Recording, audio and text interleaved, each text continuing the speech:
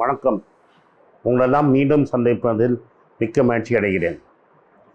2012 Raghuram Rajan பொறுப்பேற்றுக்கு reserve bank கவர்னராக எடுத்துக்கும் போது வட்டி இன்ஃப்ளேஷன் ரேட்டை குறைக்கணுங்கிறதுக்காக அவர் என்ன பண்ணார்னா ரிப்போ ரேட்டை பயங்கரமாக ஏற்றினார். ரிப்போ ரேட்டுங்கிறது ரிசர்வ் பேங்க் பேங்க்குகளுக்கு என்ன ரேட்டில் கடன் கொடுக்குங்கிறது நியர்லி 7% இருந்த ரேட்டை 9.25% வரைக்கும் ஏற்றினார். அதை இப்போ 5 வருஷம் 7 வருஷமாக மெதுவாக படிப்படியாக குறைஞ்சு இன்றைக்கி 6.25% ஆயிடுச்சு. நியர்லி 3.5% வரைக்கும் ரிசர்வ் பேங்க் ரேட்டு குறைச்சிருக்காங்க. ஆனால் உங்களோட ரேட்டு நீங்கள் கடன் வாங்கின ஹவுசிங் லோனோ இல்லை நீங்கள் வாங்கின மார்ட்கேஜ் லோனோ இல்லை நீங்கள் பர்சனல் லோனாக வாங்கினதோ இல்லை கார் லோனோ 3% குறையலை. ஏன் குறையலைன்னா ஒன்ஸ் பேங்க் உங்களுக்கு கடன் கொடுத்துட்டாங்கன்னா அவங்களோட வட்டி விகிதம் கம்மியானாலும் அவங்களோட டெபாசிட் ரேட்லாம் கம்மியானாலும் உங்கள் ரேட்டை கம்மி பண்ணுறது கிடையாது. அவங்களோட மார்ஜினை ஏற்றிட்டே போகிறாங்க. முன்னாடி இருந்த கவர்னர் உர்ஜித் பட்டேல் என்ன சொன்னார்னா, இது மாதிரி கன்சியூமர் லோன்ஸ் 5 வருஷத்துக்கு மேலே இருக்கிறது டெஃபினட்டாக ஃப்ளோட்டிங் ரேட்டில் தான் இருக்கணும். அதுவும் ஃப்ளோட்டிங் ரேட்டுன்னு நீங்கள் பேங்க்கு சொல்லிட்டு அதை வெறும் ஃப்ளோட்டிங் ரேட்லாவே விடக்கூடாது. ஒரு பெஞ்ச்மார்க் ஃப்ளோட்டிங் ரேட்டோட நீங்கள் கம்பேர் பண்ணணும்.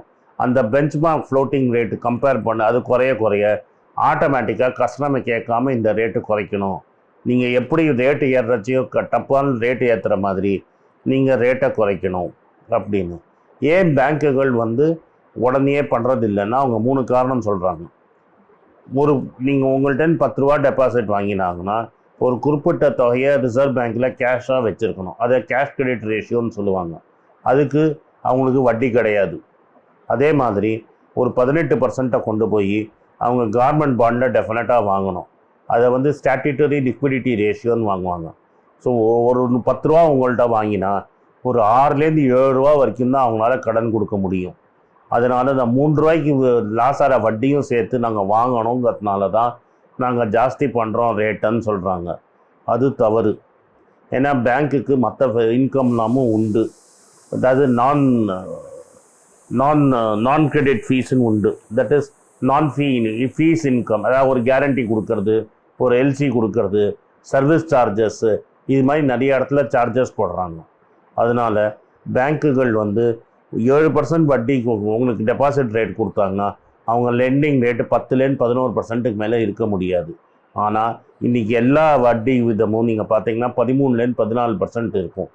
இதனால் நம்மளுக்கு என்ன கிளியராக தெரியுதுன்னா, இன்னும் நிறைய பேங்க்குங்களுக்கு லைசன்ஸ் கொடுத்து அந்த ரேட்டை குறைக்கணும். தட் இஸ் டெபாசிட் ரேட்டுக்கும் லெண்டிங் ரேட்டுக்கு இருக்கிற கேப்பை குறைச்சாதான் எக்கானமி க்ரோ ஆகும்.